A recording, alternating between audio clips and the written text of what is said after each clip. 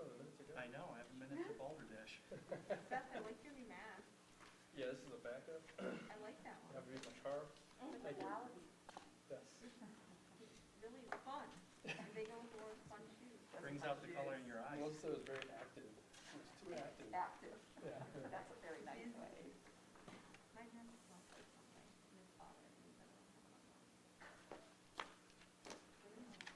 I know. Okay, is everyone ready? I'd like to call to order this November 5th, 2020 regular Board of Education meeting. Mr. Kiffer, would you please take the roll? Sorry. Just go through the names. Okay. Mrs. Bissell, Here. Mrs. Buckner-Sully, Here. Mr. Micko, Here? Mr. Roberts, Here. Mrs. Hausum. Here. All are present. Would you please stand and join me in the Pledge of Allegiance? I pledge allegiance.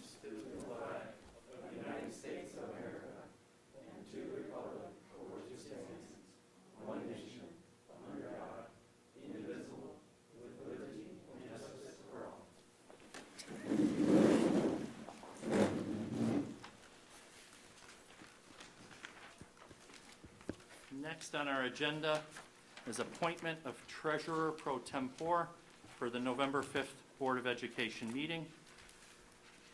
I nominate Mr. Kyle Kiffer. Do I have a motion? So moved. Second? Second.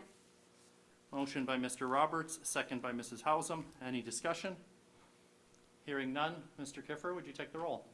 Mr. Roberts, Yes. Mrs. Hausum, Yes.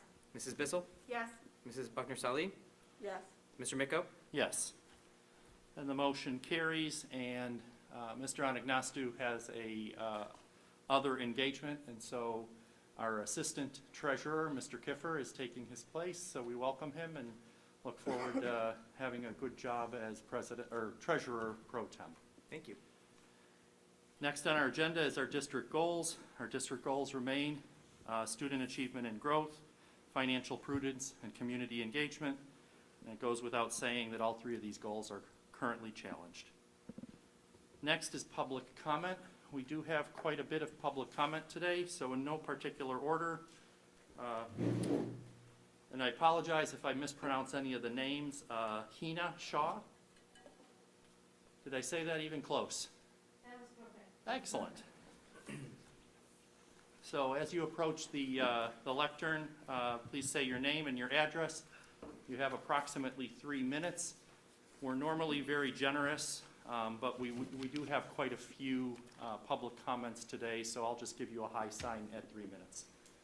I'm Thank you. Hina Shah, and my address is 22419 Northwood Trail, Strongsville, Ohio 44149. Good evening, everybody. The reason I'm here today is to support the fact that we are in a difficult situation right now. I wanted to support hybrid school system especially for high school and middle school. I totally understand and I totally agree that the students need to get into the school for education. It is completely valid. But given this current situation today, there are too many kids in high school that are coming in and out at a given point of time. We feel that there is less social distancing not as much as needed. What hybrid would do is actually resolve the situation, resolve the conditions. There would be more social distancing, and at the same time it will achieve the goal of having the kids in school. Totally agree that younger kids, the elementary school kids, they need to be in school. It is very difficult for parents to give them education as well as the teachers can impart to them. However, what we are saying is the middle school and the high school kids can do it themselves also, but there is, with a hybrid situation, they can get the help of of the teachers as well. If there is a proposal for everyday school for high school and middle school kids, where the number of students that are in the building at the same time can be reduced, I am all for it too. However, I don't think with all the restraints that we have, financial restraints and all the other restraints, that is possible. So the best situation right now, the best solution right now would be the hybrid school system right now. That's all I have to say. Thank you. Thank you. Next is, and again, I apologize if I don't pronounce it correctly, Shafali Parikh. You pronounced it right. Thank you.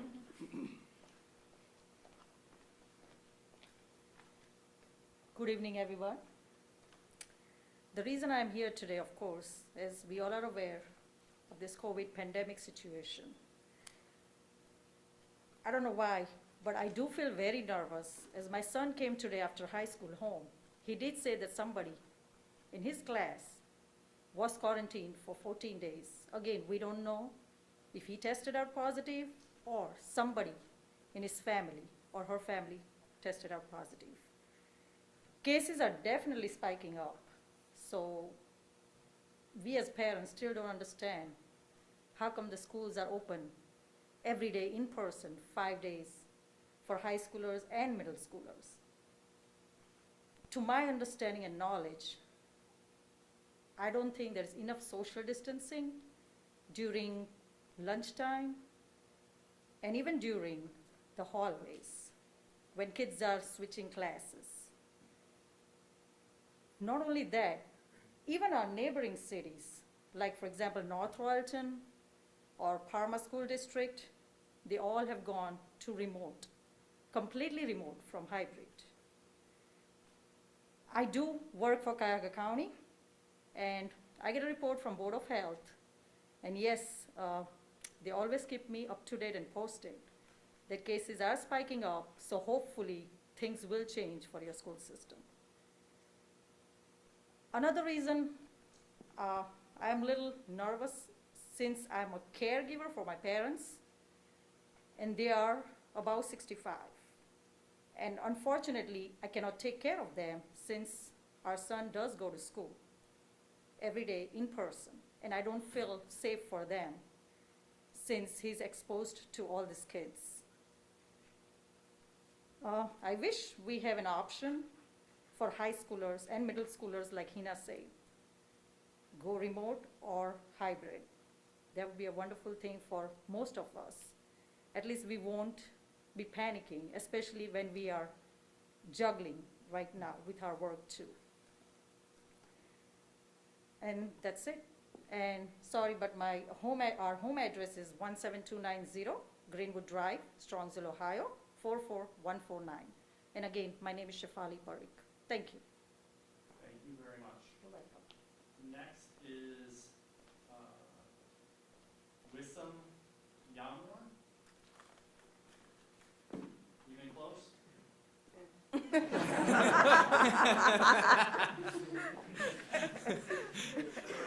Tell me how to pronounce it correctly and let us know your address.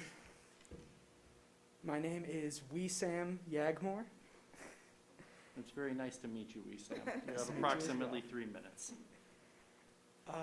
I have come to express my concerns about the school systems as well. As a high school student, I know that some limitations for things such as hybrid or remote are mental health, just things such as lack of motivation and just missing that social aspect. But at the same time, in the high school, me and many of my peers feel increased levels of stress and anxiety, especially since we had that recent scare with hitting almost purple.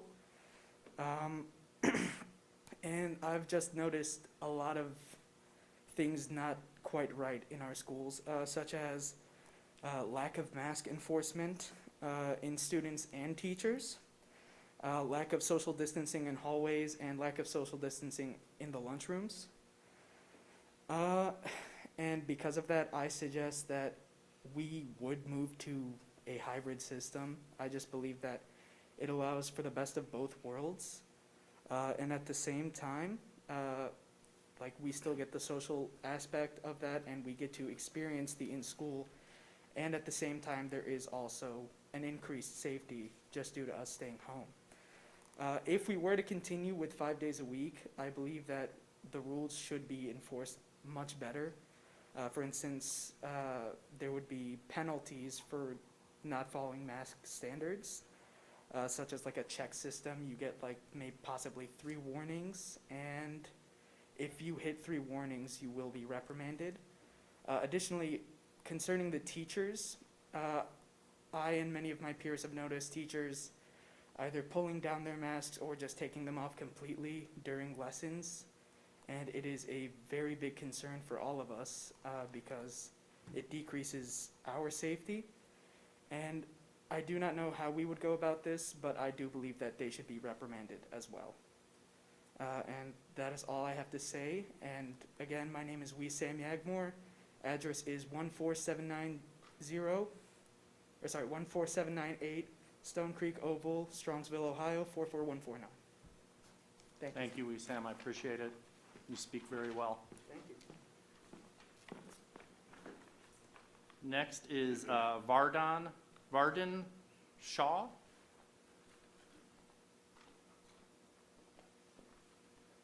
Hi, I'm Vardan Shah. My address is 22419 Northwood Trail, Strongsville, Ohio, 44149. I wanted to bring a student perspective to this whole discussion. I'm a student at Strongsville High School, as are many of my peers attending here today as well. To be honest, the main problem with having us in school 5 days a week is there's too many people and not enough room. Simple as that. Social distancing is hardly enforced in classrooms.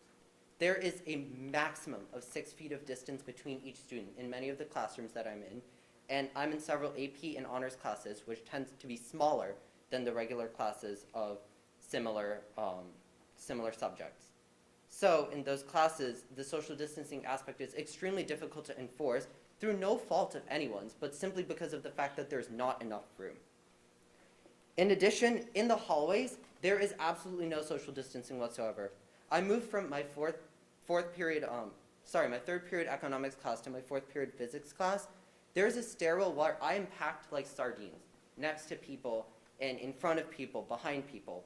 Although I am not there for an extended period of time, it is still 2 to 3 minutes, and the risk of contracting coronavirus increases the closer you are and the more time that you spend. So that, I feel, is definitely a risk. Related to masks, many students and staff commendably wear their masks properly and with their due diligence. However, there is a significant subset of students who will either in class or in the hallways when it's difficult to enforce, they will take their mask off, and because there's so many people, they are packed really close to each other. In addition, I think one of the most major concerns that I have is about, as Wissam pointed out earlier, teachers. There are many teachers at the school who are being extremely lax about not only their own mask wearing, but the mask wearing of their students. The whole issue with that is that there's a power dynamic at play. I can't, as a student, tell my teacher to wear their mask because I'm the student. I can't interrupt the class. There's no system for me to express my concerns in that sense. Regarding our neighbors, as Mrs. Barik pointed out, North Royalton is fully on remote. Berea is on a hybrid schedule, and Brunswick is also on a hybrid schedule. All our neighbors who are in a similar area as us are doing things other than sending their students to school 5 days a week. I believe that that is also the best option. Anything that other than 5 days a week, anything that reduces the number of students in the building at any one given point in time. Cases are going up. People may not report the cases that they are actually, the test results that they're actually receiving, and we don't know 100% the role of schools and other youth engagements in the role of spreading coronavirus, and that is the biggest problem. We simply do not know. In my opinion, as a city, we shouldn't be taking these risks with a virus that we don't completely know and completely understand. To conclude, and I think to reiterate, whether we are in person 5 days a week or whether we are hybrid or whether we go remote, I think something that is essential that needs to be discussed is what to do about teachers who do not follow mask policies. Because the students are not the ones who can be held responsible for keeping the teachers accountable because of the power dynamic. Thank you for your time. Thank you, Vardon, and again, you speak very well. Ariane Parikh? Good evening. My name is Aryan Parikh, and my home address is 17290 Greenwood Drive, Strongsville, Ohio 44149. And two of the main points I wanted to make tonight were about the social distancing in the hallways and the classroom. Now, in the hallways, sometimes there are staff members that enforce the rules and make people go in different directions to get to different classrooms. However, in my personal case, I take 2 math classes this year. So, and both times I come from upstairs to downstairs to go to math, and I take the same route. Now, when I go from 3rd period to 4th period to math, there is usually a staff member pointing in each direction and telling us which way to go for separate classes. However, when I come down from 7th period to 8th period, I don't see any staff members, and there are just students all over the place. And when I'm heading to lunch, I always see a lot of students, and it feels like everyone's just on top of each other with no regard for social distancing.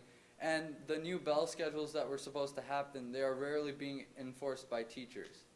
And today I saw a student pull down their mask to talk to someone in the hallway.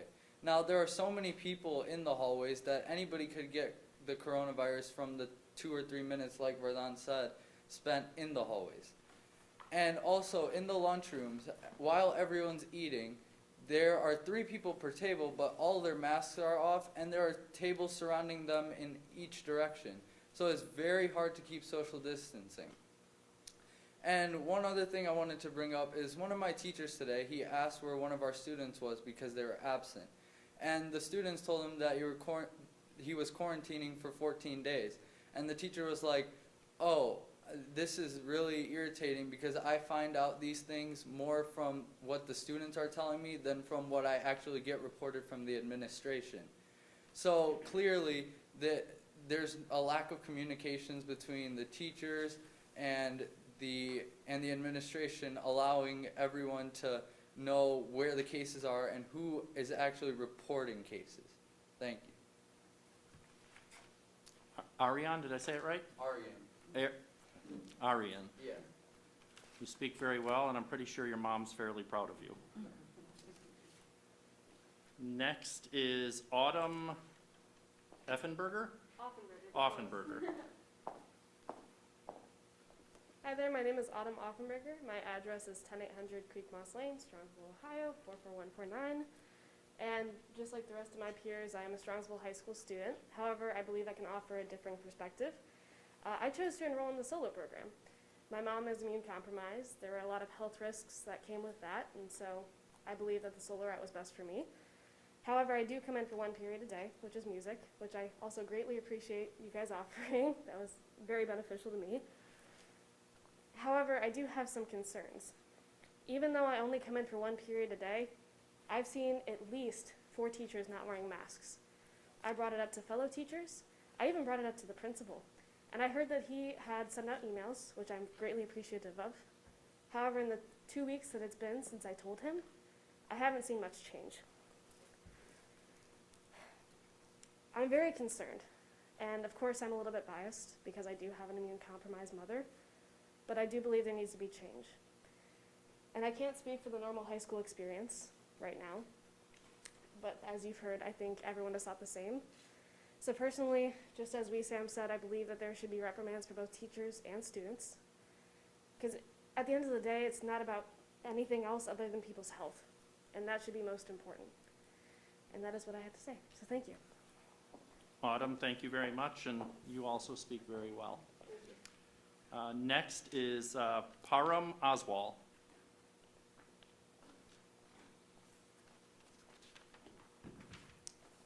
My name is Parham. My address is 1503 Scarlet Oak Trail, 44149, Strongsville, Ohio. Just like my peers here today, I'm also a student at Strongsville High School. And one main point that I wanted to address today is, although we don't know how many cases that are actually reported, in the past 48 hours, we have found out about one staff member and one student. Now, although you are able to trace who they come in contact with in their classrooms, you don't know about the lunchroom.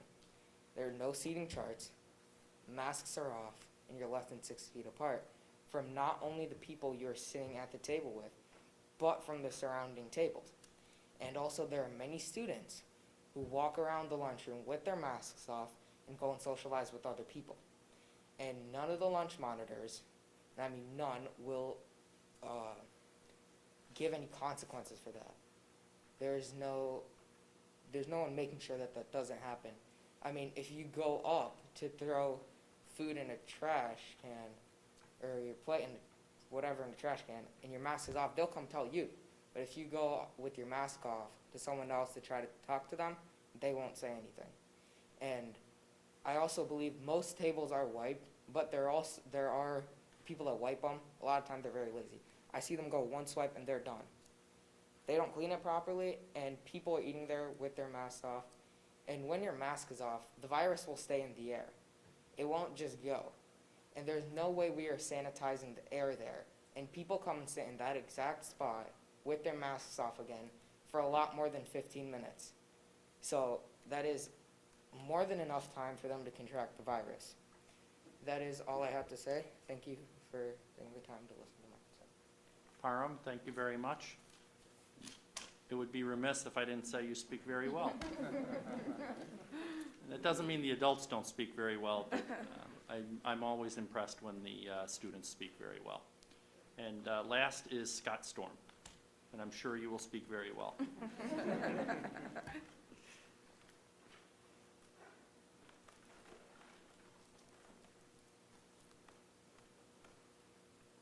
is a challenge to speak with the mask on, that is for sure.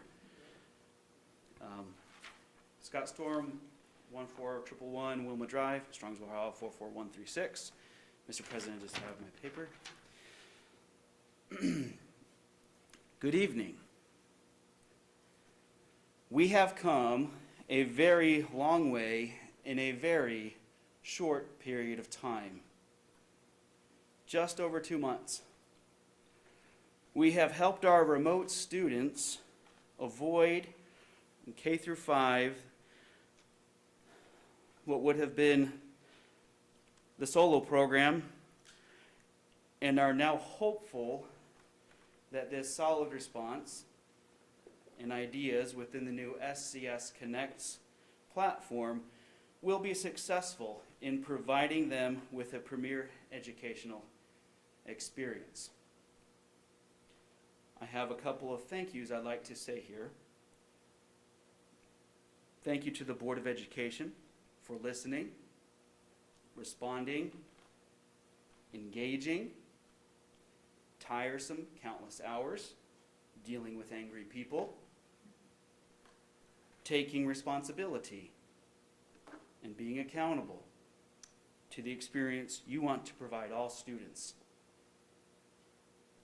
Thank you for advocating for them, the remote students in our district, to have a dedicated Strongsville teacher, and providing them with the educational tools that they need to help them achieve educational excellence across the curriculum. We look forward to engaging and continuing to work with you as we go forward. We know you will continue to listen and do whatever it takes to keep our schools and our community excellent in every way, shape, and form. Thank you to the administration, to Dr. Ryba, Ms. Pelko, Ms. Erin Green, Ms. Katie Hawk, Mr. Faust, and anyone else who has been helping these administrators behind the scenes for your responsiveness to the Board of Education in finding a way to execute what the Board of Education has asked of you in order to best serve our students and achieve our goals as a district. Dr. Raba, you may have something, if it executes as hoped, that can not only meet the needs of our students in our district, but also serve as a model for other districts. We sincerely hope this goes the best that it possibly can for our students. Thank you. A huge thank you to our superstar Strongsville teachers. You have been responsive and agile on the front lines while educating and inspiring the learning minds of our students. Thank you for caring about and teaching our students as you provide a premier educational experience in a way you never thought was possible. We look forward to working with you. May God bless and magnify you teachers. Thank you to the community, members, and parents who have clearly and persistently voiced the needs of the students to help drive the changes that they and our community need. We look forward to working together with the Board of Education, the administration, and our top-notch teachers as we grow and develop the SCS Connects program. Thank you and have a nice evening. Thank you, Scott. I want to make sure that everyone, the students, we heard you. I'm sure that Dr. Ryba will make sure the messages are passed on to Mr. Wingler, and we'll work from there.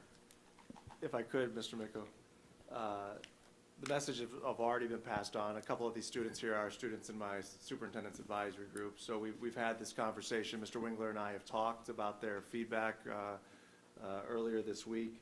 And so a couple comments that I'd like to make just in response. And first of all, thank you for coming. Thank you for sharing your experience. You know, obviously, as some of you know me a little bit better than others, we talk about procedures, we talk about protocols we put in place to keep all of our staff and students safe and healthy. But everybody needs to do their part, and that's the challenge when you have almost 2,000 kids and you know, lots of staff. We all need to come together and do our part for the benefit of the greater good. So altogether, and Vardon shared this, you know, altogether, students and staff are doing a good job with their masks, but we have areas that we need to improve upon. We've had the conversation, and I'm not just going to say teachers, but we've had that conversation about staff and proper mask wearing and utilizing that. And although we don't want to create a system where you feel the need to constantly find a principal to share. But yes, we've done public service announcements, we've done staff meeting talks, we've done email communications. But what is helpful is if you see as students consistent folks adults that are not following the rules, as you did, you need to reach out to an administrator, one of the administrators, and let him or her know, because that's how we really solve pervasive problems, is we have those individual conversations or corrective actions, whatever they need to be, because it's the benefit of the health and safety of everybody to do that. You know, in the hallways, you're right. It's going to be close. And yes, it's not going to add up to the 15 minutes at one time or probably over 24 hours as the CDC rules are there. But as much as we do one-way stairs, administrators, and I think we all understand that there's only so many adults to go around. They can't be in every corner. Whoever had the comment about the math hallway, right, that's the narrowest hallway in the building, and it becomes difficult to socially distance. But we'll continue to work on that, and we continue to need feedback from our students to our administrative team to help support that. In terms of just one thing I want to clarify, that the concern or fear that students will test positive for COVID, but we won't know about it. The Board of Health is automatically contacted when somebody tests positive. The Board of Health contacts us for students. For staff, sometimes they self-report. We require them to provide documentation because staff live in every city, right? They may not live in Cuyahoga County, so they may not know to report to us. But students that test positive, the county will contact us and let us know. So the idea that somebody's going to be positive and come to school, it's you know, could it happen in the delay in the phone call? Yes, but we would know where that is. So I wanted to clarify that. And the other thing that I wanted to clarify is the communication protocols for students that are isolated or staff that are isolated or students or staff that are quarantined. Because when we start talking about is there a communication breakdown, that brings a lot of concern. And I want to share with you that there is not a communication breakdown in terms of cases that we know about. However, as we're going through this spike, what is happening is that students are self-quarantining, not based on something that happened on school, but we're seeing a lot of parents, a lot of siblings that are testing positive and they're self-quarantining. So there are some times where a teacher would say, I don't know this kid's quarantining because we don't know. And so that's the challenge we have to all of our families. And I said it in my last email update, I think, this past Monday, of please let us know. There's an online anonymous reporting system. If you want to share somebody that you think is COVID positive, we'll investigate. But as we see, and as I've shared in email communications, we have not seen any positive COVID case originate in our school district. And up to the point in the data we have as of tonight, we have not seen any spread of COVID cases in our district. But we are seeing a significant increase in students and staff that are testing positive because of outside activities. And it's important that they share that with us, so at their home, call the attendance line. That's what we say, call the attendance line. I'm staying home because I have COVID-related symptoms, or I'm quarantined because my brother, my mother, somebody I spent contact with is positive, and now I'm a direct contact, so I need to be quarantined for the next 14 days. So that's where there may be some communication lapses, but it's not for ones that we're directly dealing with or knowing about. But again, thank you. I will follow up with Ms. Boydum and Mr. Wingler to let them know of your comments, and let's continue to work together to help ensure that there's a safe and healthy environment for all of our students. And I just, while you replying to or responding to some of your comments, I just wanted to share, I appreciate all the students, I'm going to say stepping up and making sure your voices are heard. And I would think that we need that message to go to everybody. Fellow students, fellow classmates, the adults in the room, the teachers and the staff, we all need to step up. Whether we agree or disagree with the mask wearing, with the physical distancing or whatever, we don't have the option to say I'm not going to follow the rules. We all need to step up. We all need to work together. And then when we do have the cases of infection, because we will have them, it's important for me that everyone understands our commitment is that we will be rigorous in our contact tracing, and we will do the quarantining, the isolation, because that protects not just those students, but it protects the entire community at large. Any other comments? Next is superintendent's report. Dr. Ryba. Thank you, Mr. Micko. One item for me is that I wanted to give an update, as Mr. Storm shared, about our SCS Connects program. We started communicating. We've been working on this for a long time, but we communicated with our families yesterday morning via email, just held a community conversation a couple hours ago.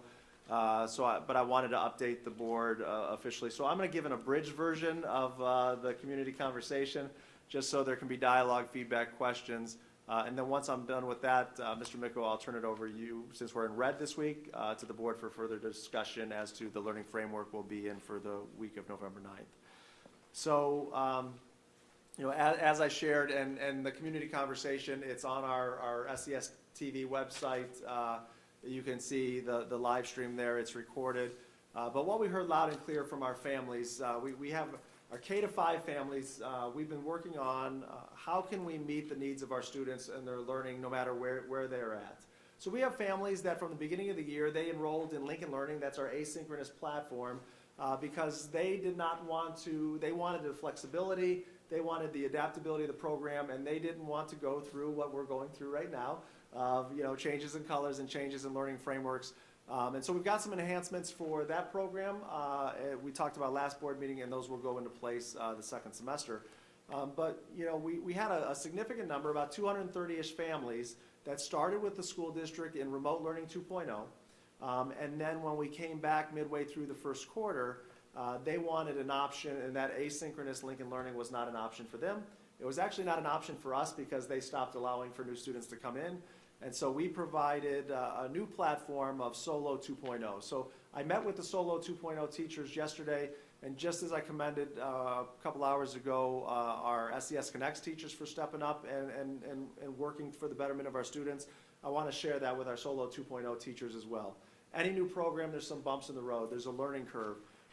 But the program that we developed and the program that we said we would implement is the program we are implementing to a high degree of success with our students. And I think even though we only have about 140 families that responded to the survey, and you break that down by Solo 2.0, right now we're averaging about 40% of our families that want to stay in Solo 2.0. So I think that shares the value of that program, and for those families that want more flexibility, and to be able to do things with a combination of asynchronous and live, it works for them.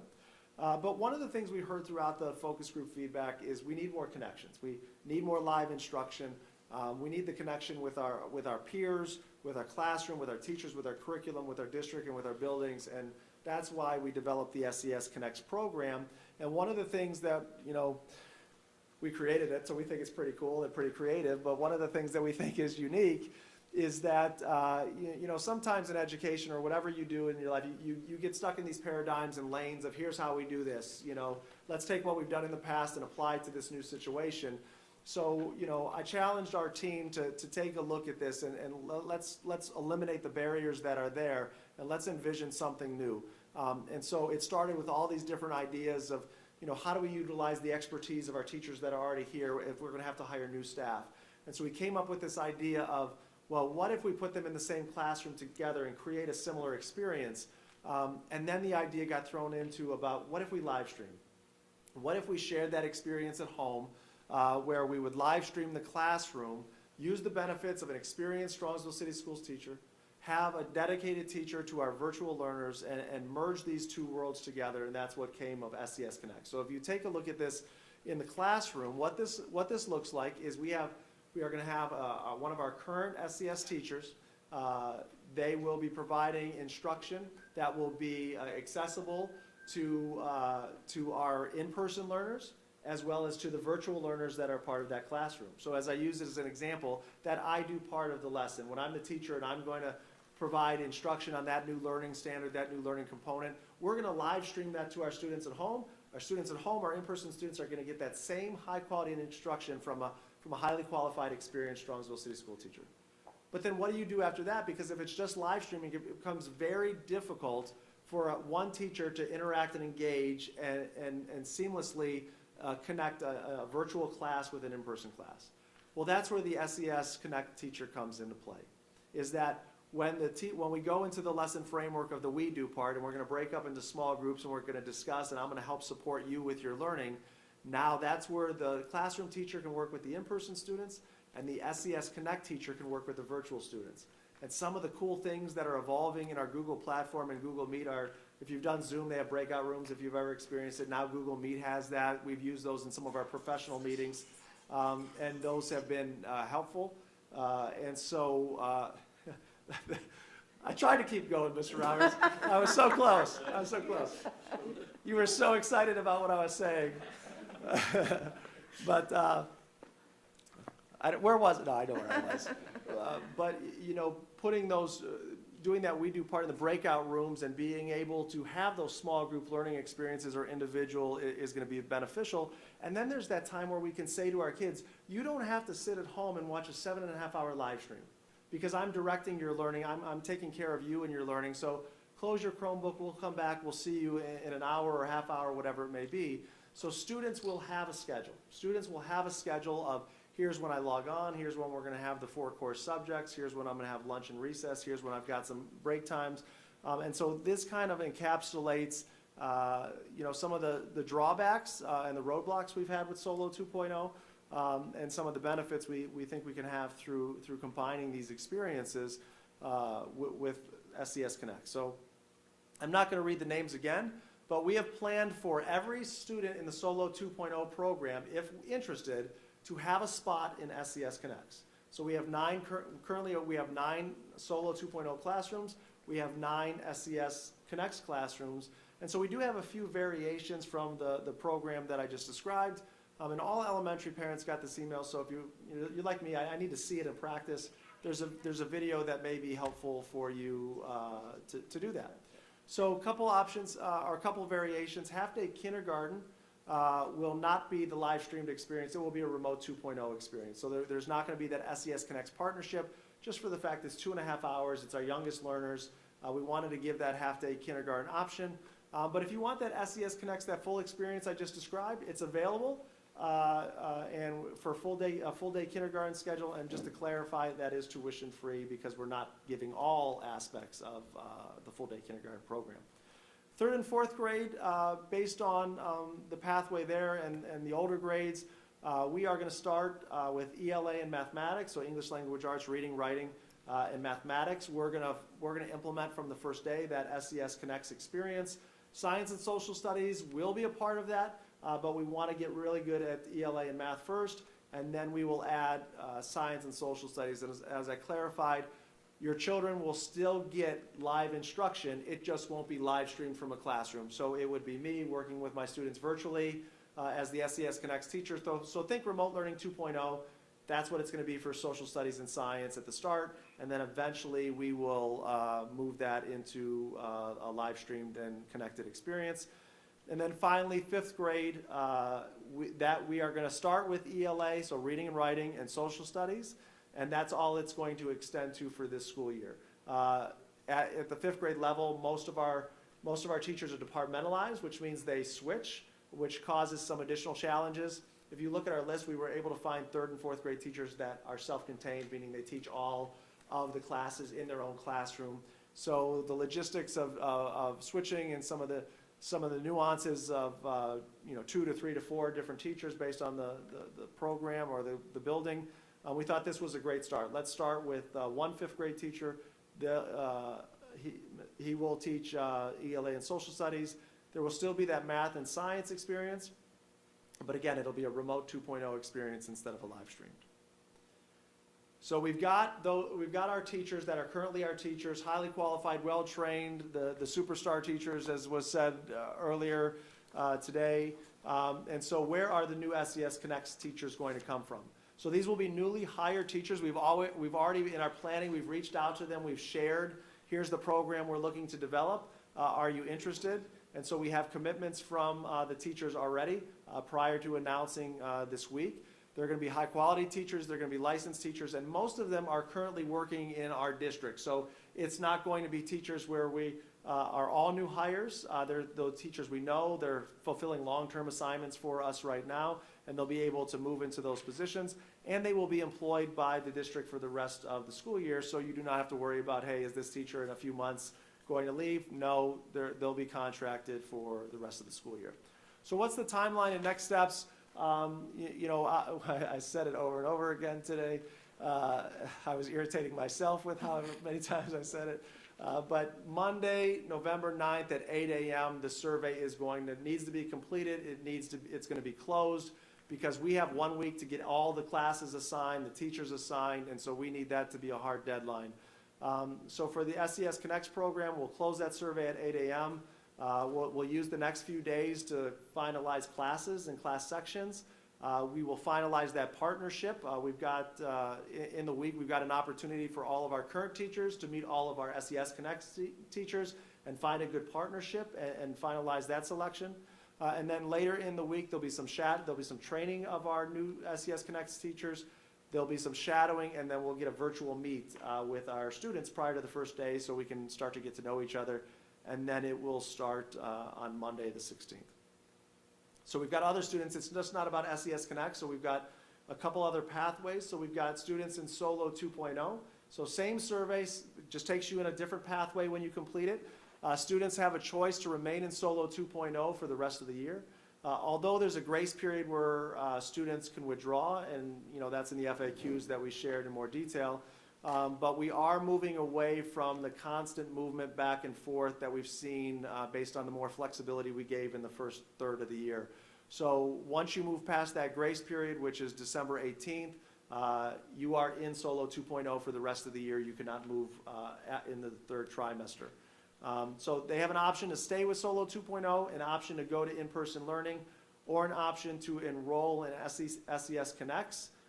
And Solo 2.0 students are going to get first priority on the SCS Connects program. So that will be the first tier. Everybody's completing the survey at the same time, but that will be the first tier. What do the Solo 2.0 students, what's their request? We'll place all of those students, and then the next step will be Lincoln Learning. So Lincoln Learning families will have a similar pathway. Do you want to stay in Lincoln Learning? If you do, you're going to be in it for the whole second semester, so the rest of the year. We've given that same December 18th. Let us know by that point, or if not, you're in for the rest of the year. You can return to in-person learning, which would begin at the start of the second semester, because Lincoln Learning is a semester-based program instead of a trimester-based program. And you can enroll in SCS Connects, which would start at the trimester if there's still openings available. And so one of the things that we talked about is, what if I want to go back to in-person learning, but because of class caps, I don't get my building that I was at before.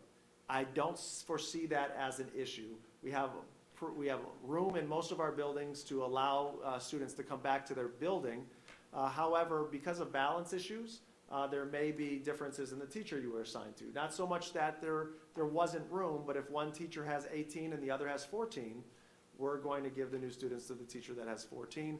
But if you get your building assignment, you get your teacher, and you say, hey, if I can't get all of this, I'd rather go back to SCS Connects or Solo 2.0, we'll make that happen. And then the last phase of it is the in-person learners.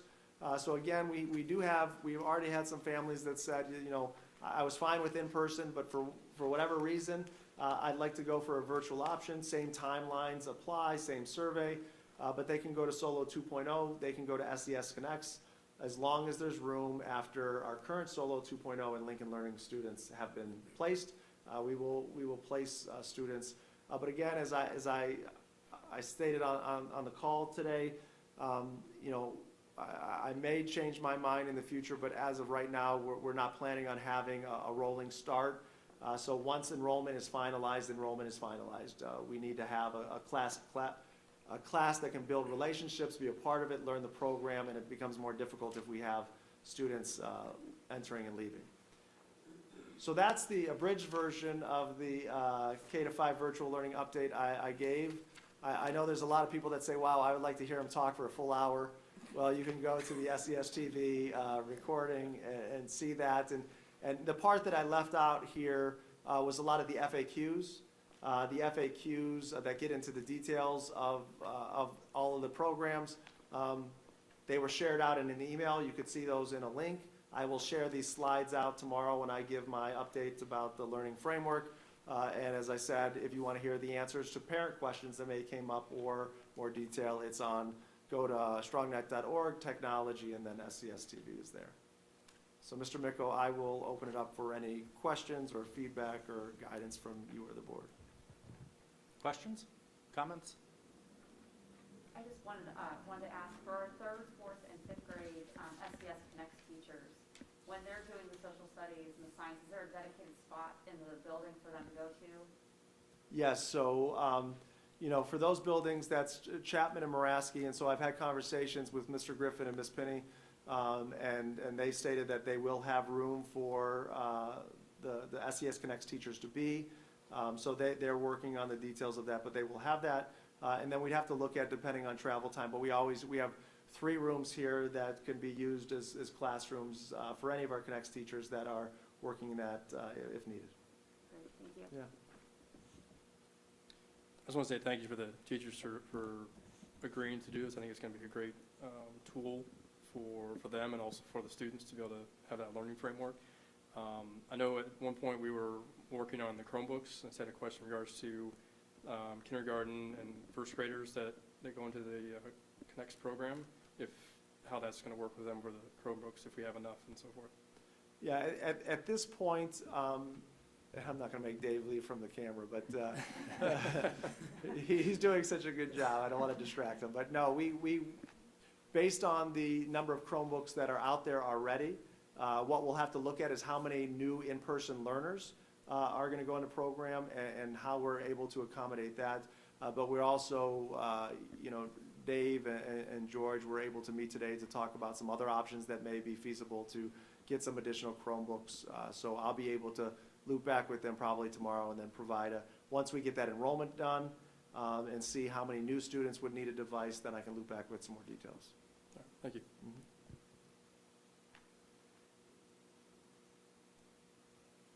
So I just want to, again, I'll echo Seth's comments. Thank you to everyone for their willingness to engage in the project. It is a learning experience, not to be overly trite, but we are learning as we go along. But I do think the Connect program addresses immediate needs, which is important, but it also sets the stage for progression for next school year and the school years beyond that. And I will just ask that understand we're trying to balance as much flexibility as possible and giving parents and students as much flexibility to navigate the pandemic as possible. But at the same time, we also have to be able to plan. And so when we can, we like to be flexible, but some of those deadlines are simply because we cannot possibly plan if parents and students are jumping into one framework and out of different frameworks. So I don't want anyone to misinterpret. We're not trying to box you in, but at the same time, we need to be able to staff and make sure that we have the right people in place. And if those numbers keep on changing, it's very difficult to be able to do that. But we will be as flexible as possible. And like I said, I'm excited that this is not just going to address our immediate needs, but this will be the springboard for how we respond next school year as far as what offerings we have. And part of it is those other things that we're going to be able to develop. The pandemic will eventually be over. But students, children, teachers will still get sick. And this will give us tools to be able to address when those things happen a lot better than we've done in the past. So I'm excited about that. Any other questions? Next. With that, Mr. Micko, I turn it over to you and with regard to the learning framework for next week. Okay. So I will start just looking at the numbers that came from the governor today. Cuyahoga County cases per 100,000 is 211. Medina is 228, and Lorain is 172. All three counties are now in red, which, speaking for myself, gives me quite a bit of pause as to how we respond.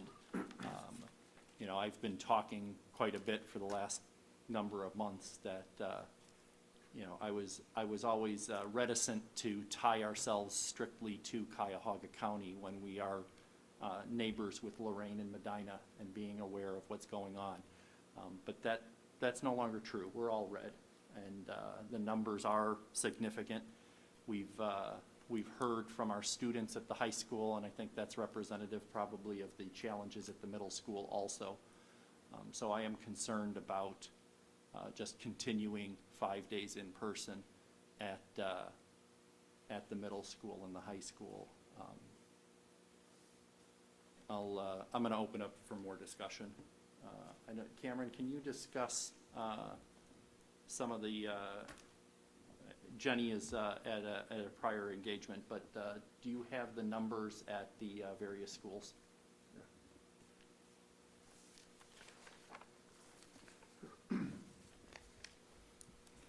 So the dashboard was updated earlier today. So I believe, if I'm going from memory, we have 9 active isolations and 99 quarantines.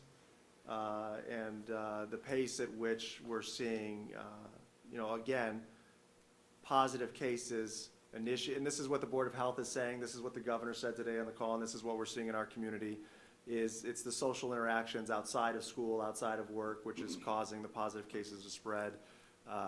But when you take a look at at the elementary level, we did have a larger one at Chapman Elementary School in terms of a positive case in isolation, but the propensity to have more quarantines is there at the secondary level because of the number of students, because of the switching classes, because of the fact that, as we've said, most of our classrooms are at a minimum of 5 feet social distancing.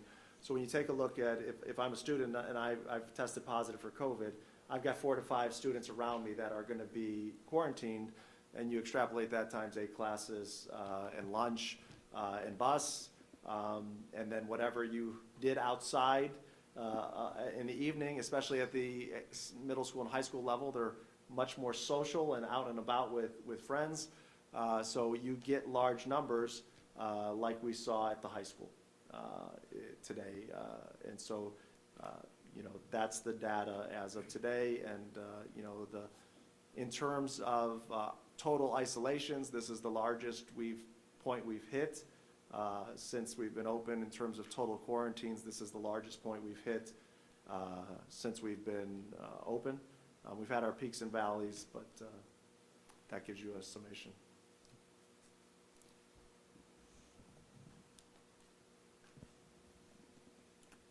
Well, I agree too that we should change our learning framework. Like the students that said, I would like to see us in remote, but I would accept hybrid because it provides that social distancing. You still get to be in school with your, socialization with the students, and the governor said today the numbers, are continuing to rise.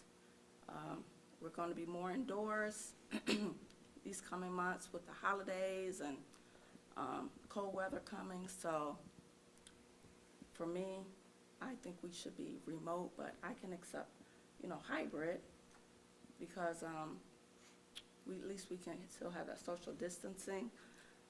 The hallways, I guess, are really crowded, and the stairwells are crowded. So hopefully that eliminates some of that at the high school. The middle school, I know, I'm not sure about the middle school, how those hallways are. It's real open there, but I know the high school being older with those narrow hallways, I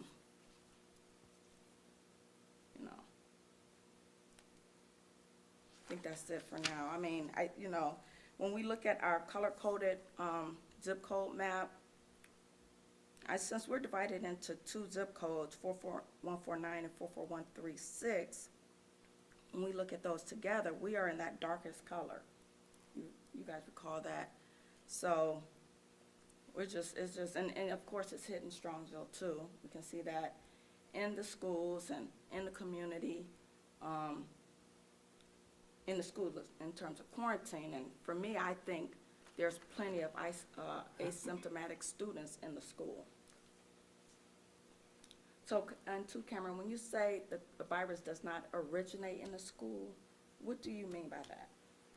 What I mean by that is when we do contact tracing, we've been able to trace it back to some other factor outside of school. So that means, if we have a teacher that tests positive, we're able to contact trace and say her husband tested positive, and that's where they were able to, or that's where they were infected by. And so there's nothing, when we do the contact tracing, there's nothing that has ever led back to, I sat next to this student in class and then I was quarantined because I did, and then I tested positive, and there's no other pathway.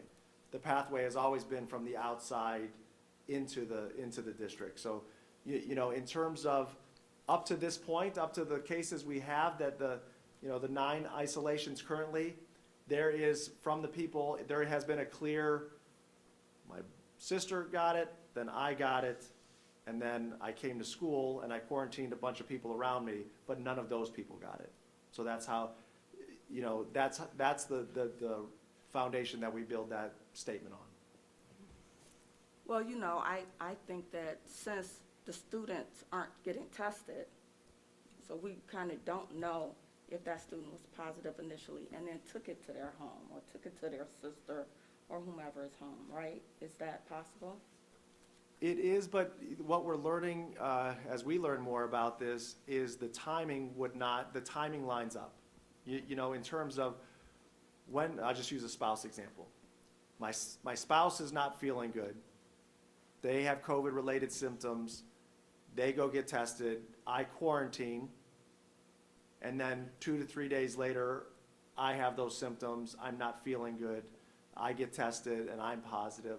So the idea being, you know, could it come from do we have asymptomatic people in our buildings that have COVID? Yes, right? Okay. You know, I don't know that for a fact, but based on the data that they've shared, it's highly likely when we have over 6,000 people in our buildings. And so, but what we haven't seen is we haven't seen that, okay, I've got a student or I've got a staff member that has no idea how they got it. You know, I've got symptoms, I tested positive, and I've got no pathway to see where that went. What we've seen with our cases is that there's a clear pathway, and that clear pathway starts outside. So is it theoretically possible that an asymptomatic individual in school was a direct contact from somebody, and it just happened that the outside person got it at the same time and those paths crossed? Yes, it's possible. But at this point, all of our adults and kids have been able to give a clear pathway that coincides with their testing positive. Yeah. Well, my point is just that it is asymptomatic students in the school, and like as the students were saying, I would think there is a case where somebody took it home and someone got tested positive. And since the students don't suffer as much from the virus, so the person they infected maybe suffers from the virus more, go get tested, they have it. And the students just, you know, they have to quarantine. So that's just my theory on that. And, you know, so I feel the same way, you know, we should either go remote or hybrid. Cameron, one of the things that's a challenge for me is that in the past, hybrid's been anecdotally from parent comments, et cetera, difficult for our students. If we would go back to hybrid, how can we improve it and make it a better educational experience? Because that's critical for me. Right, so, and it's critical for all of us. And I know we all come to our positions or our opinions by our personal experiences. And so what I would say is, you know, those are valuable, and that's what your children are experiencing. What I think is also important, and, you know, Param and Vardhan were a part of a conversation where, you know, blended learning worked for them and worked for the students that were in my superintendent's advisory group, and they actually preferred that to the other models that we've had. So, you know, but every learner's experience with that and access to it, and you know, we have a continuum of expertise within our teachers, right, as we're learning all, and I shared with the board earlier that there's a capacity limit. And as we take a look at all the work that our teachers are doing, and this is one point, I will answer your question, I just tend to get there in a long, drawn-out way sometimes. I'm listening. But I think what's important to note is that, you know, there's a perception that when we're in person, it just goes back to how we always did things. And that it is if you talk to our teachers, it's like the first year of teaching all over again, even for those that are teaching in person. Because the strategies and the tricks and the things that I did in the past don't work anymore, because I can't get kids together. I can't be close to kids. Kids can't be close together. How do I engage and inspire our learners when we have to sit in rows and be socially distanced? So the learning curve for how I teach in person is large. The learning curve for how I teach effectively and engage learners remotely is large. And the same is true for blended learning. And so, you know, with anything, you've got teachers that have figured it out, right? They're the early adopters. They've got to figure it out, whether they're live streaming already their classes, whether they figured out a system of, hey, I can create these pre-recorded videos and put those out to my students and then have some experiences with them to help support them. So it's asynchronous, but there's live me teaching throughout the day.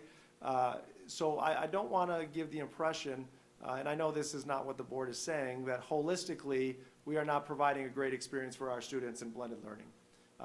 There are variations of great experiences that are there, but the willingness and the desire and the drive for our teachers to want to enhance that is there if they see it as a viable option that is going to be put into place that can be there to be enhanced and to be there to be developed. So in my conversations with Mr. Wingler and Ms. Boydum earlier this evening, I asked that question to them. I said, if the board makes the decision today to go to blended learning, how confident are we that our teachers and our staff will take on the challenge that they've taken on in person, that they've taken on in remote, and that they took on in blended the first time, to continue to say, what's the next phase of this? And how, whether the students are in my classroom or at home on this day, how can we engage our learners? We all have the same outcome. How can we ensure a high-quality education for our learners no matter where they're at? And we are learning and developing the tools of how we can do that. So if the board votes to go to blended learning, Mrs. Boydum and Mr. Wingler already have a plan developed of how they're going to meet with teachers tomorrow to start looking at how we can enhance and evolve even next week to get to that shared outcome. Again, as we've said, with a variety of things. Is it going to be perfect? Is it going to be 100%? Is it going to get to the end outcome all in 1 week? No, but I have no doubt that we will move the needle forward significantly and take a large step forward in terms to what the blended learning experience would be for our students, and build to the ability and the pathway that whenever we need each of these learning frameworks, we don't make decisions based on how we believe that the effectiveness of in which they'll be implemented, but because they are effective options and they're in the best interest of slowing down the spread, slowing down quarantines by predominantly half at the secondary level. So those are things I have no doubt in the leadership of the administrators there, the leadership of our teachers there, that if they're given the charge to make blended learning better, that they will do it. Are they in a position to make it 5 days a week, starting next week? And not have not have the office hours on Friday? Because we had discussed that before, that if we continued in blended, Friday wouldn't be an office hour day. So one of the things we talked about I meet with the secondary principals every month, we do as a team, and so right as we were coming off of blended and going to all in, we had a conversation about that Friday.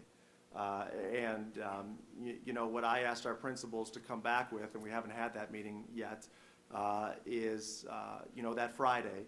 And what is, if we are not going to use it for a green or white day, whatever the case may be, what is the rationale and how is that going to enhance the learning of our students? So I wanted them to come back and say, either yes, we need to make that Friday an instructional day, or here's the greater benefit we will see if we keep it an asynchronous day like we are at. So I want to honor that process. I haven't followed up and closed that loop on the conversation, and I don't think it would be prudent of me to not follow up in that discussion that we started. So I can't give you that answer tonight. I can give you the answer that it's been talked about, it's been discussed. We just haven't closed the loop as of yet. I have a question. This is a little bit unconventional, so I'm going to ask if I can do it. We've had a number of students here tonight speak to their desire and what they perceive as a need to go hybrid, and I understand that many of them have had positive experiences with that. Are we allowed to invite them if they want to, one or many, to share the things that worked for them? Yes. So any of you could speak to us, please, Verdon. Hi, again, I'm Bardon. Thank you for inviting me. I'd love to speak on the experiences, actually. For me personally, I don't know if enjoyed is the best word, but I really found the hybrid model effective. And specifically, what I found effective about the hybrid model is that every night when I came home from school, in the 5 days a week learning framework, you have to do your homework for the next day, right? So as soon as you come home from school, you're, I guess, stressing about the homework, you're thinking about the homework, there's not really a break from school. In the hybrid framework, especially since the way most of my teachers have been doing it, the other day is an asynchronous day. So I have that evening to rest, recuperate, and recover. And then the next day I can wake up and I can really like sit down, make a list, and just hammer out what I need to do for that day. I also really actually appreciated the office hours on Friday. I didn't utilize them frequently, I will admit, however, but when I did utilize them, when I did like ask my teachers, it was helpful to have like either a specific time or just being able to have that joint like time between the students and the teachers, where both students and teachers are available to conference, to ask questions. I know when we shifted back to 5 days a week, I was having trouble understanding something in my physics class, and it was really hard to set up a time between me and my physics teacher, just because both of our schedules are really busy. That Friday actually really helped in that sense. I was able, if I didn't understand something, I was able to just be like, oh, I'll just ask my teacher about it on Friday. In addition, I think in terms of the coronavirus thing, it was the traffic, you would think like half, if there's so many people, half will still be like traffic or whatever. The traffic was so significantly reduced. It was so far reduced, in fact, that I could say probably that social distancing was able to be mostly enforced in the hallways. There weren't any, more than the fact that there weren't any, like, there weren't people next to each other, there was significant traffic flow, just everywhere in general. You were able to move in and out of places without lingering in any one place. And in my opinion, that's extremely important in preventing the spread of the coronavirus, as has been shown by the Board of Health, by multiple independent studies, etc. Overall, I think it was an excellent framework. It provided the social interaction that we need in order to keep our mental health up. It provided the educational interaction that we needed with our teachers in order to keep our instruction going. But it also prevented, in my opinion, the spread of coronavirus. I think it's a good compromise. And I think also, I'm sorry, I keep on continuing, but it's a sustainable option. Going remote or going fully back in person, neither, in my opinion, are options that you can sustain over like large disparities in COVID cases. If you're fully online, you're going to have to transition back to in-person when COVID cases go back down. When you're fully in person, you're going to have to transition to either online or hybrid when COVID cases go like significantly up again. Hybrid is the option that allows for the most stability, and it allows for people to plan the best. In my opinion, those are the reasons why hybrid is, in my opinion, the best model, but I will obviously respect any decision that the board makes. Thank you. Vardon, what year are you? I'm a senior. And what classes are you taking? Should I list them? Okay. Unless you're uncomfortable. I'm taking AP Economics, I'm taking AP Physics Mechanics, AP French, what's after that? English, AP Literature, and then Multivariable Calculus, and then Symphony Orchestra as well. Thank you very much. Thank you. Vardon, I have a question for you, actually, if you don't mind. Oh, of course. If on your asynchronous days, if those turned into like live streaming learning days, would you be able to accomplish the same set of kind of your agenda and everything else you put together on those days, do you think? That's a difficult question. I think the answer to that can be found in the remote like 2.0 when we started very back, like, you know, we had the online option. I forgot what it's called, fully online. Mm-hmm. And we would have like classes every other day. I think that more important thing, other than the fact that there is a class or is not a class, is that each class doesn't meet every day. So if you're saying that if you turn that asynchronous day into like a live stream day, I don't personally believe that would allow me to accomplish as much. I think it would like diminish somewhat the benefits of hybrid. Obviously, it wouldn't diminish its effectiveness in containing the coronavirus, but instructionally, I don't think that I would receive those same benefits. On the other hand, it would allow for more live interaction with my teachers, which could be a potential benefit. The thing that did happen in the very beginning of the year, we still had that Friday. So that Friday was really important in recovering, resting, and just like talking to your teachers in a time where we had classes every day. So I would say that possibly, but under the condition that you would still have that Friday in order to do what you needed to do, essentially. Thank you. Thank you. Are there any other students that would like to share? Autumn? I think a concern that before even we came here, a lot of us had was mental health. I know personally it's a struggle when you don't get that social interaction. I think having those days where you don't have classes to fully recover, you get a break, because it's not just the stress of the coronavirus and the stress of classes anymore. Obviously those two things are still prevalent, but you have that day to recuperate. You have that day to get stuff done. You have that day to get a mental break, call your friends, do the things that you need to get done as well as the things that are healthy for you. I think hybrid's the best option for that. On top of that, if you think about in the future, college. You have those days where you don't have every single class every day. I personally look at it as a way to approach college better, because then you get that experience before you actually go. So you get to learn what works best for you before you're actually put in that scenario. So I think overall, like Brodon said, it's the best compromise that you could get. You're not going to the extreme of being fully in person. You're not going to the extreme of being completely remote. You get both, and then there's also the days where you get to clean the school, which is also important, and that'll help at least stop the spread of it. So as Brodon said, I think hybrid and having those days where you don't have the learning and those days where you can meet with teachers, I think that's the best option. Thank you.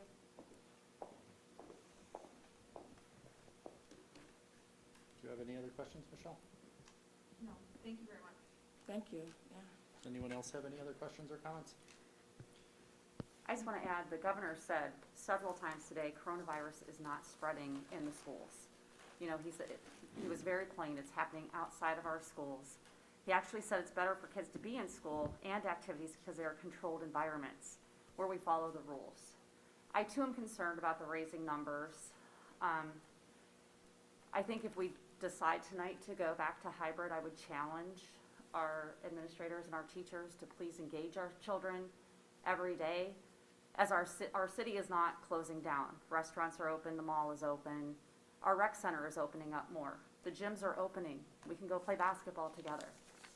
My concern is if we don't have organized class time on Tuesday, Thursday, Friday, or Monday, Wednesday, Friday, our children are gonna go out there and they're gonna be more exposed.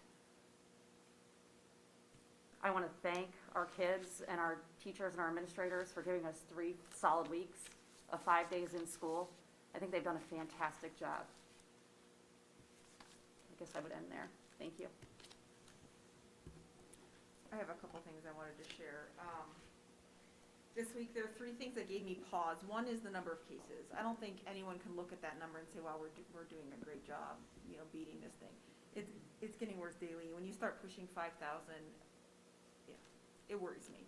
Second is this dashboard. This worries me. This is what I have kept my eye on a lot, and not specifically because of, you know, we're spreading it in the schools, but for every one of the staff members that's quarantined, it has changed the learning model for the students still in school. I have 3 kids at the elementary right now. All 3 of them have some other varied framework of learning.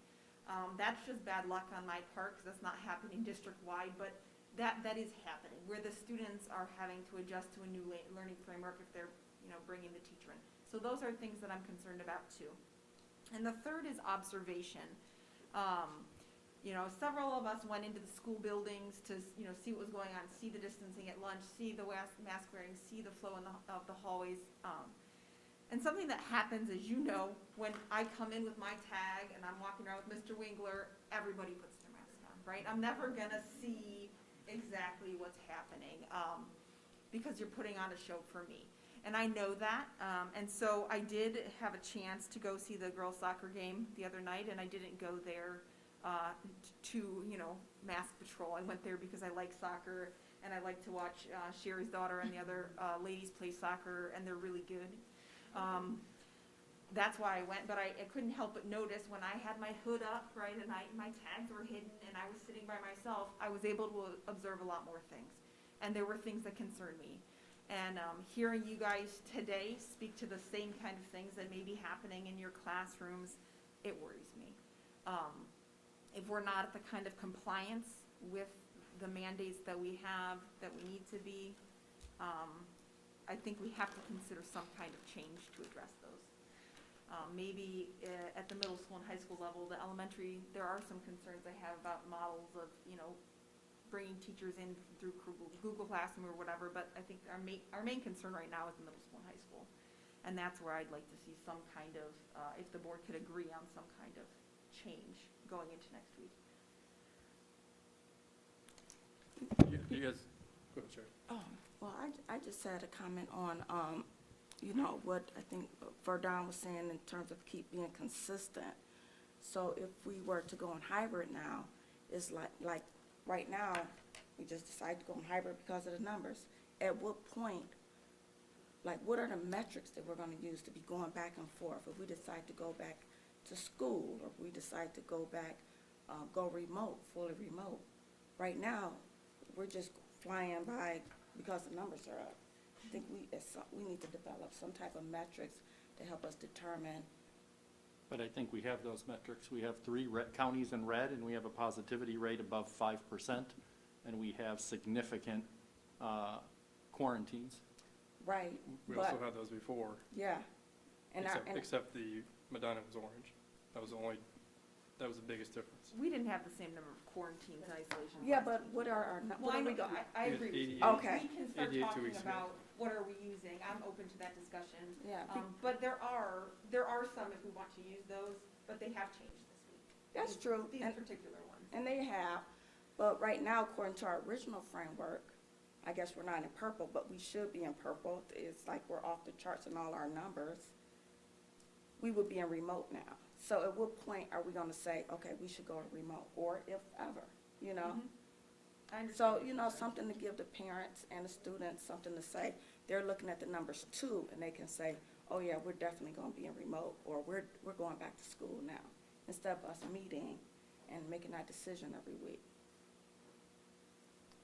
And I'll speak for myself. That's the challenge that I face, is that back in February, March, when we came up with this, when we started working on these frameworks, and then we came up with that framework, we thought the virus was acting a certain way.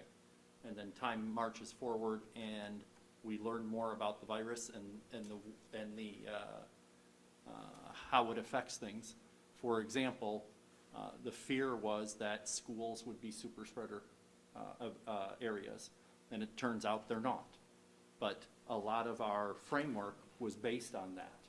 And so I'm comfortable that, at least for now, we continue to meet on a regular basis, and we continue to discuss, and we continue to be cautious. But I'm afraid that, and I'm not against having a conversation of what metrics to look at and what to use, but I think we run into the same, I'm afraid we will run into the same issue, that if we say this is gonna be our new scorecard, and 3 months from now, the facts on the ground change, I do not want us to be tied into a scorecard. And I'm, again, speaking for myself, I'm comfortable that we continue to do this on a regular basis. And I recognize that, the consequence to that is people can't just say, I'm gonna look at this and, oh, we're going purple, I know we're gonna be in remote. But if we're in purple, we were gonna be in remote. correct. Okay. Correct, but what I'm saying is that, I apologize if I didn't say it well, but I'm afraid that I do not want to be tied to a scorecard that we develop today and 2 months from now doesn't apply the same way. The governor has talked about how, when they came up with a lot of these things, it was back in March, and all of the metrics were we did not know what the consequences are. We now are 4 months forward, and we know that it isn't as virulent, I can never say that properly, for young people. So it is a different dimension, and that's one of the things that I am cautious about. I would like us to look at some kind of rate. I mean, the positivity rate being at 6.7 is very concerning. Obviously, the 5 was kind of that line that everybody was looking at previously, and rightfully so. We've all seen the numbers. I mean, another day in the U.S. is 100,000 new cases, or 100,000 plus new cases. The state itself has, I forget the exact number, but another high day for that. I'm sorry, the state's almost 5,000. And then our average over the last 5 days has been, as far as in the county, has been almost 3,500. So I think for me, the rate is a big concern. And then obviously the quarantines, everything locally within our own district is a concern. And yes, the spread is, as we've been able to find out, has not maybe been directly tied to in school. I still have the concern of the asymptomatic carriers. At some time also like Michelle said, the framework of teaching is changing a lot with the students, so that consistency is not there. And at some point, obviously, if there's too many teachers that are out, then we're going to have to be in quarantine anyways, or going to a remote setting, or whether it be for a school or for a particular class or for an entire building. So I think from our standpoint of district, to do our part to help with the community, kind of spread of it all, I would make the recommendation we go blended through Thanksgiving break. I just wanted to share in terms of what Rich said about coming up with a specific framework again. And one of the reasons I'm hesitant to do that is I shared 3 things that I observed, right? One of them, I think most important ones for me this week, has nothing to do with our charts. It has everything to do with whether we're mask compliant and whether we're able to social distance appropriately. Those 2 things we have to see what is happening in the classroom. They really do not depend in any capacity on any outside factor. So that's why I'm leery to kind of put a framework in that's based on something external, because there are things within our district that if we need time to adjust our hallways, if we just have a capacity issue, we need to acknowledge those things and adjust to them. And I don't think that putting specific parameters, we're going to dig ourselves the same hole we did the first time, where we had to go outside of the framework because this is an ever-changing thing, and I don't want to have to do that again. I don't want to put a new system in place just to undo it. So that's kind of where I am. And Seth, I appreciate that recommendation. Any other conversation? Well, how many weeks are there in school after Thanksgiving? 3, right? Before the end of the semester? 3 or 4, I believe. Okay. Because we've been talking about consistency. I'm like, what? And then after Thanksgiving, then what are you saying? Then make another decision? At that point, we'd have another board meeting. Okay. I think it's the 20-something. I Okay. forget exactly, but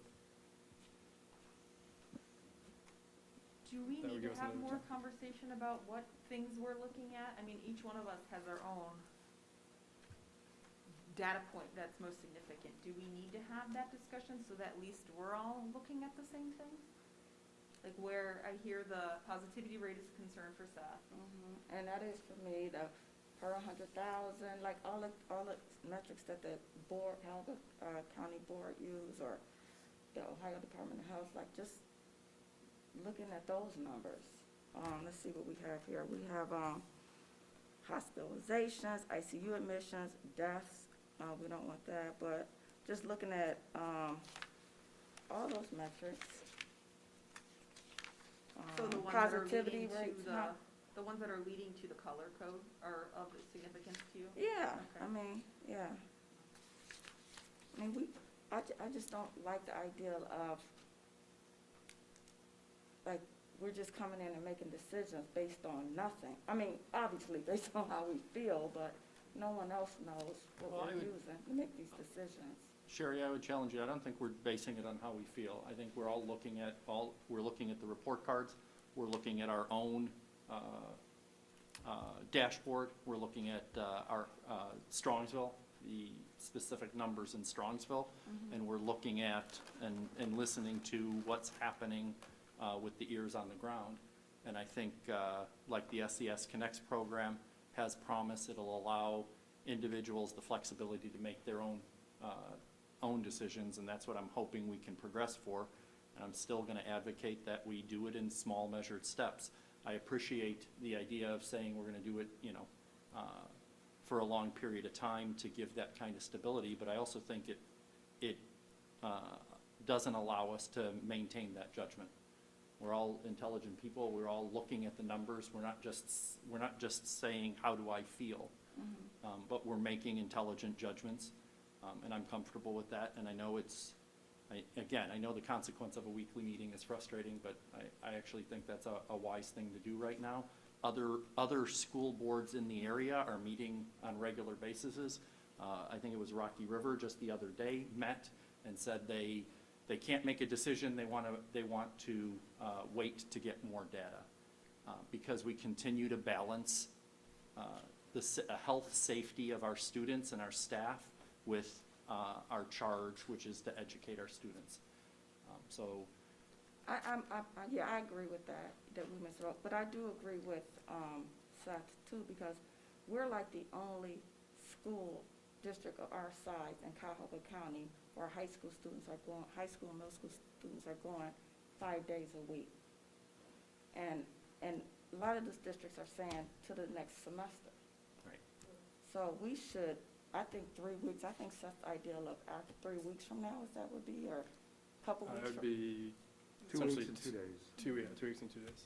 2 weeks, And- days, and coming back, because I don't see the numbers changing drastically and coming back then. At least people know, okay, we're in hybrid for 2 weeks for sure.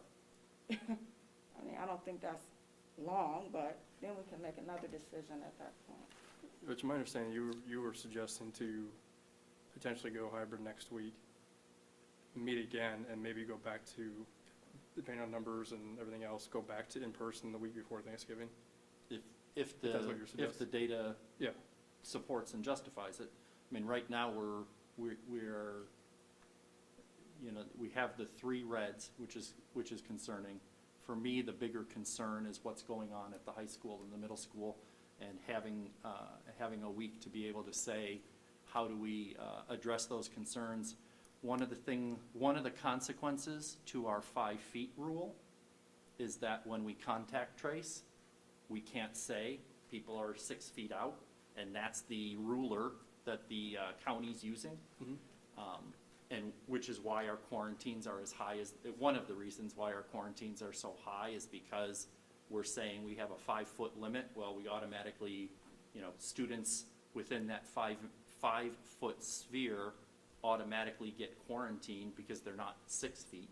So I think we need to problem solve that, because if we can figure out a way to do that, that will allow us to lessen the number of students that are being quarantined. I think I'm comfortable with continuing the 1 week, and if things settle, maybe we do for a longer period. Cameron, I have a couple of questions. Does 1 week give us what we would need to, if we're looking to accomplish a couple of things? One, addressing any kind of high school mask compliance kind of issues. Give another good look at hallway traffic patterns and or lunch. And then give the teachers the confidence that hybrid is a real option, that they should really put their energy into as a focus. Does 1 week accomplish that? So I think in terms of the 1 week, I'll start from the last question and move forward. So in terms of the 1 week, if the board votes to go back to blended, I think that sends a strong signal that blended is a viable option for our staff, and they will continue to do what they've done in providing, the best possible experience for our students at home, and look at, again, we're now a month beyond where we were when we started this in September, of looking at what have they learned, what skills have they developed, comfort level of in the videos or the live streaming, whatever it may be, to be able to do that. So I think in terms of getting 1 week, it's not going to get us to the end result, as I said, but I think it takes us a significant step forward in that part of it. In terms of the mask compliance, I can't say that I'm significantly confident that it's going to make a major distance, because it's not like they're not working hard to do that now. So what it helps on is it reduces quarantines. It reduces, in talking to the secondary administrators, they believe it'll reduce quarantines by half. So the mask compliance, I think it gives, it's just another, I don't think it's gonna be different. It's just another week to try and get kids and staff to comply with the rules and come up with more creative options to do that, or feedback loops to do that. In terms of the hallways, and I've said this, when I've talked to parents or kids, the hallways and the lunchrooms, we will continue to, let me separate those two, the hallways. We will continue to problem solve, but we are running out of viable options. We're what did you say, Mr. Micko, 3 weeks of in-person instruction? So 3 weeks of in-person instruction, there's only so many one-way hallways and one-way stairwells that we can do. And as our students said, and when I was there, the hallways were not bad, but we had lots of adults in the hallways, and it was early on of telling kids to go, well, you move those adults, it's nothing wrong with the kids, it's just natural instinct. There's not an adult saying, everybody go this way, everybody go that way, they're gonna intermingle together. So in terms of the hallways and the lunchroom and capacity, the hallways I don't think are gonna get significantly better. I don't feel that they're an unsafe, and I respect what the students said, but I think in terms of the passing time and the contact time and the science of really getting contracted with COVID in the hallways, I don't see that as a concern for me. In the lunchroom, I'll have to loop back. One of our students shared that we use the auxiliary gym, and the auxiliary gym, at least for this one student's perspective, was there was a lot of room in there and a lot of available space. So the idea that we need to force that and assign rooms for students for lunch, so I think there's some options for that to be improved in terms of lunch. I feel like I've missed something you asked me. No, I think you Okay. addressed that. Thank you. The other question I have is, are there currently any consequences for not abiding by mask and or other policies? Yeah, so we have a student code of conduct committee. They met, we met as I'm not a part of it, so it's not me. But the group met and they created a progressive discipline plan in terms of what we would do from K to 5 or K to 12. So it's not just at the high school or middle school, but here's the first offense, here's the second offense, whether it's in the school or on a bus or wherever it may be. So the challenge is that we always hear, we sometimes hear, the administration's doing nothing. But part of the plan is that I think, you shared a check system or a warning system, or we want to, because sometimes it's not deliberate. Like, I know, the mask, depending on the mask, it'll fall below your nose, So how many times do we have to say to put it above the nose? The deliberate, I'm going to keep the mask off as it was shared, and I'm going to walk around the commons and talk to kids, that's a different story. But there is a progressive plan that's being implemented by the buildings. Is that printed somewhere that we could see it? Yeah, it's written up. I don't know if it's published or posted, but I can get it to you. Thank you. I just wanted to clarify, we were talking about potentially hybrid for specifically middle school and high school. But that's what I'm talking about. I don't, I'm comfortable that at the elementary level, the challenges don't exist the same way at the elementary level. Correct. We may very well have compliance issues. We may very well have issues with teachers or students, but I don't think we have the same challenges of space, of a lot of people in a small space.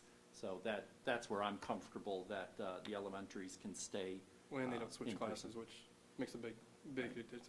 As far as the switching classes, to me, it's one of those attitude things. Do we use that negative, what are the consequences, or do we all help each other to remind each other, et cetera? I know at work we have that similar challenge where, is it a matter of catching people, or is it a matter of reminding people? And I think the students can go a long way towards changing that culture. It's not school, but go ahead. I do have a quick question. So for the teachers, what I've noticed, and obviously this privacy, so I'm not going to mention what the teachers are to keep students employed. From what I have seen in the class size 10, this specific teacher, along with another teacher who I've seen, pull their mask down in class, but as soon as an administrator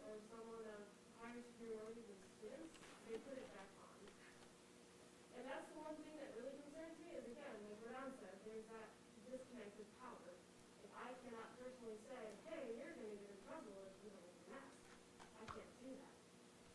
And even after expressing concerns, and again, I appreciate that email, it's very difficult having the same thing happen each day and no change.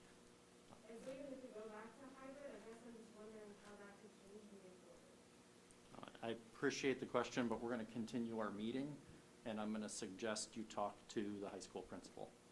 And if you don't like the answer, then talk to Cameron. It sounds like we have two different options on the table, and I'm not really sure how to proceed from here. I was going to make a motion. I would make the motion to go in a hybrid setting through November 27th, I guess it would be, and reevaluate on our November 19th meeting, And you're specifically for the high school and the middle school? specific to the high school, middle school, yes. Stay all in for the preschool through 5? Yes. Thank you. You said through the 24th, Seth? Yeah, through the 24th, and then we would reevaluate on our November 19th meeting. And that's when we meet next, right? Well, traditional. That's our next scheduled meeting. regular scheduled meeting. Yeah. So to repeat the motion that Mr. Roberts made, he's recommending we go to hybrid until, one more time, what was the date? November 24th? 24th. Till November 24th, till the last day before Thanksgiving break for the high school and the middle school, and that the elementaries would stay in person 5 days a week. Yes. Is there a second? Well, when's Thanksgiving? Is that the 26th? 26th. 26th? Oh, so we would go to school, because the 24th is that Tuesday. Correct, that's the last day of school before Thanksgiving break. Okay, so we were really. Sherry, if the calendar's on the, Okay, I have it. So we would go back to school on the 30th, We would evaluate at the meeting on the 19th, right? So which this, direction we would go. okay, for the 30th, okay, yeah. I'm just saying, we're not talking about going to school that next week? No. Okay, Not with the motion that has been made. thank you. is there a second? I second. Any further discussion? So, and Seth, I'm not, I will just say I don't support the length of time. It's not the plan per se, it's the length of time. Is there any other discussion? Mr. Kiffer, would you take the roll? Mr. Roberts, Yes. Mrs. Bucknell Sali, Yes, Mrs. Bissell, Yes. Mr. Miko, No? Mrs. Hausum, No. And the motion carries. So we will be in blended until the 24th. I don't think there's any other discussion on the plan. Next on our agenda is, was there anything else on Restart, Cameron? No, I just shut off the projector. That's So there definitely is not. No, there is more I wanted to show you, but you have the paper in front of you. So I'm okay to, I'm done for my part of it. If the board is done, then we'll move on to business services. Mhm. Okay. So what I shared, you have a paper copy in front of you, but I'm gonna, Mr. Breckner had a prior engagement as well tonight, so I'm gonna fill in terms of the discussion. So these are two separate items, but we can kind of talk about them together. So the one of them is the district rental fees. So as, just as a FYI for all of our new board members, we have board policy and administrative guidelines that detail rental fees. And those are based on what type of organization you are. So if you're a school-affiliated organization and you want to rent our facilities, or a PTA, or a 501c3, you can rent our facilities any day, Monday through Friday, as long as we're open. There's no rental charge for you. And as long as it's our typical operating and our custodians are already working, there's no custodial fees. So Boy Scouts, Girl Scouts, you wanna rent every Tuesday at 6 o'clock to have your group meeting, you could do that. There's no rental fees for the space, and there's no custodial fees because we're already paying our folks to work. The only time there's fees assessed for that group is custodial fees, and that's on weekends. So if you want to come in and have an event on a Saturday, we have to bring our staff in to open the building and clean the building, and all we do is directly recharge you what we paid our custodians to work that day. And then there's other groups that are for-profit groups.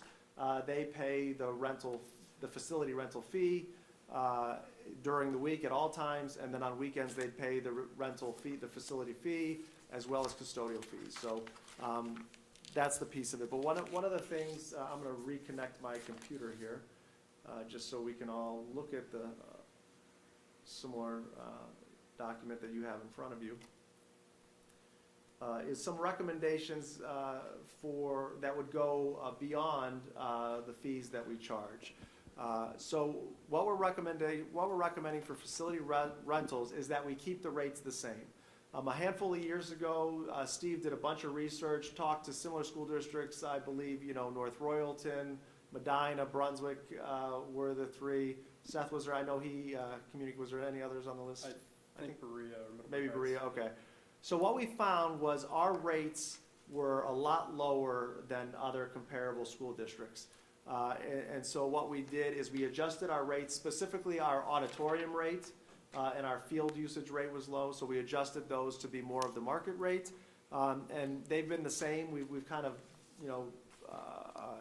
pulled a few to make sure we're still aligned. We feel good with the rates that we have, so we're not recommending any change to our rental rates for our facilities as they've been in the past. However, we are recommending that we add a $50 charge as a COVID expense for weekend events that are longer than 2 hours in duration. So why just the weekend events? So we have product that we have to use this is beyond just the custodial hours. We have product that we have to use. Well, if you rent our space during the day, we're going to clean the bathrooms after everybody's gone. We're going to clean that classroom when everybody's gone. So we're not using any more product than we would in a daily occurrence. But if you come in on a Saturday, if you weren't there, we wouldn't have used any product. But when you're there, we're going to have to clean the bathrooms. We're going to have to clean the area. In athletic events, we're going to clean between games. That's listed there. So this equates to the cost of product that would be there. And so we're recommending, the reason we picked the 2 hours in duration is we do have some groups that may be 501c3s that are already paying custodial rates. And if they're there for a short period of time, we don't want to price folks out that they can't survive as a 501c3 because they're paying custodial fees and a $50 fee on top of it. But we figure if you're there for longer than 2 hours, you're there for an event, that would be fair to do that. And it gives the reasons there. And so the other things that we're recommending is that we would have some specific procedures and policies specific to COVID. The first bullet points detail what would be general guidelines. And then the reason we break this out is we have a lot of rec basketball at this time of year. We have a lot of weekend basketball, weekend sporting events. So I'm not going to read through the bullets as you've seen this prior in an update, but some guidelines that we would give. So the process would be you apply for our space. We give you these guidelines to say here's what you have to commit to put into place. The people that have rented before this have been great. They've really done a nice job of following the guidelines that are in place there. So that starts with the discussion item in terms of the rate, the facility rental procedure. So are there any questions or feedback from the board on this aspect of it? I have none, Cameron. I thought everything seemed reasonable, and I know sometimes it might seem like we're bipolar, but we have to balance having the different groups using our facilities, but also using them safely during the pandemic. And so moving on to the second item, before we begin that, just 2 points of clarity I would like to provide. First of all, the reason you're approving this is per board policy. You need to approve our rates on an annual basis, and this is around the time every year that we approve our rates. And the second thing is where does the money we collect from the rentals go to? So, you know, as I said, if it's paying for custodial fees, it just reimburses the district for those costs we incurred. But the rental rates go back into a line item for Steve that goes back into building repairs and maintenance. So we've been able to do some upkeep projects and put that money back into our facilities that we have from the rental rates there. So it goes back to help improve our facilities. So with that, be it resolved upon my recommendation that the board accepts the schedule of rental fees for the 2021 school year for the district as listed in Exhibit A. So moved. Motion by Mr. Roberts. Is there a second? Second. Second by Mrs. Hausum. Any further discussion? Hearing none. Mr. Kiffer? Mr. Roberts? Yes. Mrs. Hausum? Yes. Mrs. Bissell? Yes. Mrs. Buckner-Sully? Yes. Mr. Miko? Yes. And the motion carries. Moving on to curriculum, a couple routine items. Again, these are pass-through funds. We are the fiduciary responsible entity for St. Joseph and John and other parochial schools that have students that are Strongsville students attending their schools. So the first one is a service agreement with McKean Education Group. Be it resolved around the recommendation of the superintendent that we enter into an agreement with them in the amount of $14,307 for one part-time Title I instructor to service pupils at St. Joseph and John, as found in Exhibit B. Another agreement with the same group for $7,153.71 for a part-time Title I instructor at Bethel Christian Academy under the Title I federal funding administered by the non-public school by local districts, as found in Exhibit C. And third, same group, same fund for $3,576.86 for a part-time Title I instructor for Incarnate Word Academy under the same funds as found in Exhibit D. And finally, I would like to share with the board that it's my recommendation that we remove item 4 from the agenda. I apologize that one got past me. We had already had the conversation with the high school administrative team that until further notice, we will have no overnight athletic trips. And we actually have a perimeter for non-state events for how far we're going to travel during the virus. And you know, well in range of folks being able to have their season. And again, that excludes state travel for state competitions, but to remove that item as we will have no overnight trips until further notice. And that ends the superintendent's report. Next on the agenda is the consent calendar. Action by the Board of Education and adoption of the consent calendar means that all items appearing on the agenda with asterisks are adopted by a single motion unless requested otherwise. We do have one item that's been requested otherwise, and that is the overnight trip for the Strongsville High School boys varsity. That is removed from our consent calendar. Are there any other items? Hearing none, do I have a motion? So moved. Second? Second. Motion by Mr. Roberts, second by Mrs. Hausum. Any further discussion? Hearing none. Kyle? Mr. Roberts? Yes. Mrs. Hausum? Yes. Mrs. Bissell? Yes. Mrs. Buckner-Sully? Yes. Mr. Miko? Yes, and the motion carries. Board of Education other, do we have any others? Hearing none, we do have need for executive session on the topics of? To consider the employment of a public employee, to consider the sale of property at competitive bidding, to prepare for negotiations with public employees concerning their compensation or other terms and conditions of their employment. Do I have a motion? So moved. Second? Second. Motion by Mr. Roberts, second by Mrs. Hausum. Any discussion? Hearing none. Kyle? Mr. Roberts? Yes. Mrs. Hausum? Yes. Mrs. Bissell? Yes. Mrs. Buckner-Sully? Yes. Mr. Miko? Yes. We will enter into executive session at 8:55 p.m. We have no expectation for any further business. I'm sure Dr. Ryba will be sending email updates to our parents on our changes in framework, and we'll see everyone in 2 weeks. Thank you.